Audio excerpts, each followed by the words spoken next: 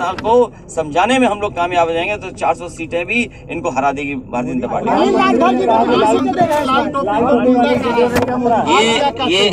ये लाल रंग ये समझते नहीं है।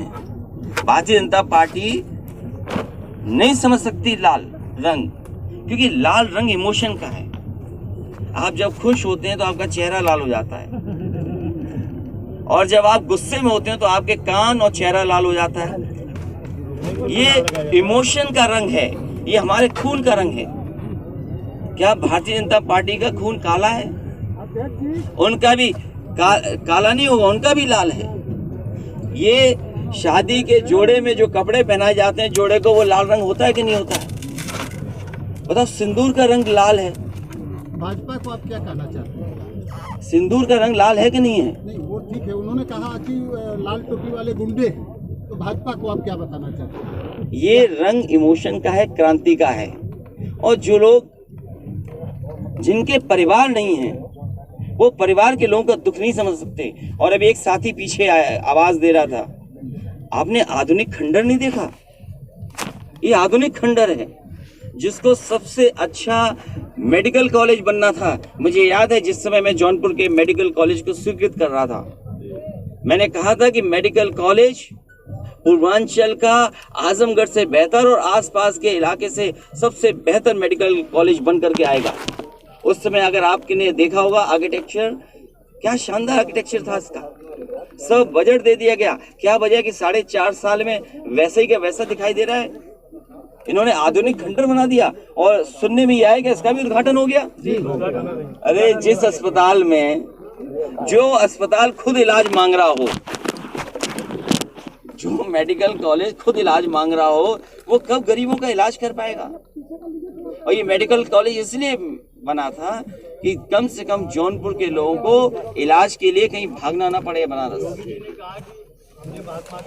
लगातार चल रहा है। जिस तरीके से उत्तर प्रदेश में पिछले चुनाव में जो वादे किए गए थे, भारतीय जनता पार्टी ने अपना संकल्प पत्र रखा था। आज जब समय पूरा हो गया है 5 साल का, तो भारतीय जनता पार्टी को अपने संकल्प पत्र पर दोबारा देखना चाहिए। पहली जो उनकी घोषणा थी वो ये थी कि किसानों की आय दोगुनी होगी। इस समय जहां महंगाई बढ़ गई है, लोगों की आमदनी कम हुई है, बचत है नहीं, तो कमाई जब नहीं बची है, और अगर हम आकलन करें तो आज सभी की आधी कमाई हो गई है और महंगाई दोगुनी है।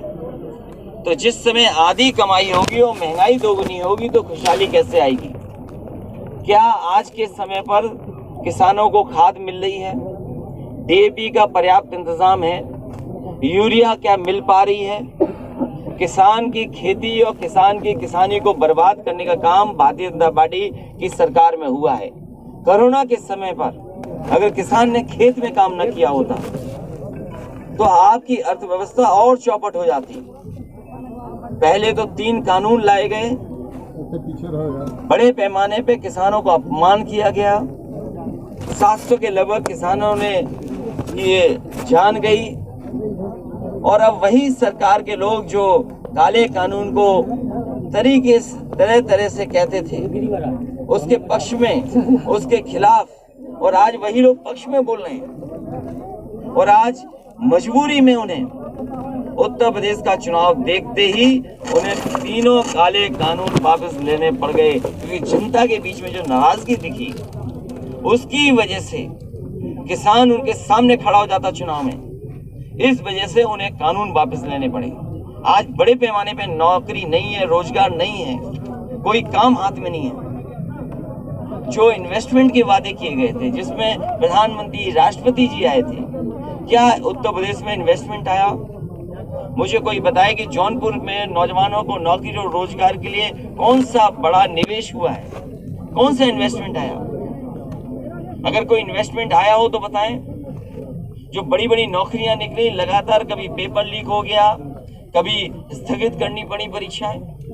ये सरकार का कामकाज है। इसलिए लगातार किसानों के हित में, नौजवानों के साथ के लिए कैसे महंगाई रुके, उत्तर प्रदेश में बड़े पैमाने पे भ्रष्टाचार, इनके सांसद विधायक गांव में नहीं घुस पा रहे, कई सांसद विधायकों को अपमानित होना पड़ा, आपके ही बगल में सांसद कूटे गए। तो ये तमाम चीजें जब जनप्रतिनिधियों के साथ हो रही है और जनप्रतिनिधि जनता के सामने जवाब नहीं दे पा रहे हैं, आखिरकार सरकार ने किया क्या 4.5 साल में? ये डबल इंजन की सरकार पूरी तरीके से फेल हो गई है। ये डबल इंजन एक दूसरे को टक्कर मार रहे हैं, इसलिए इसको बदलने के लिए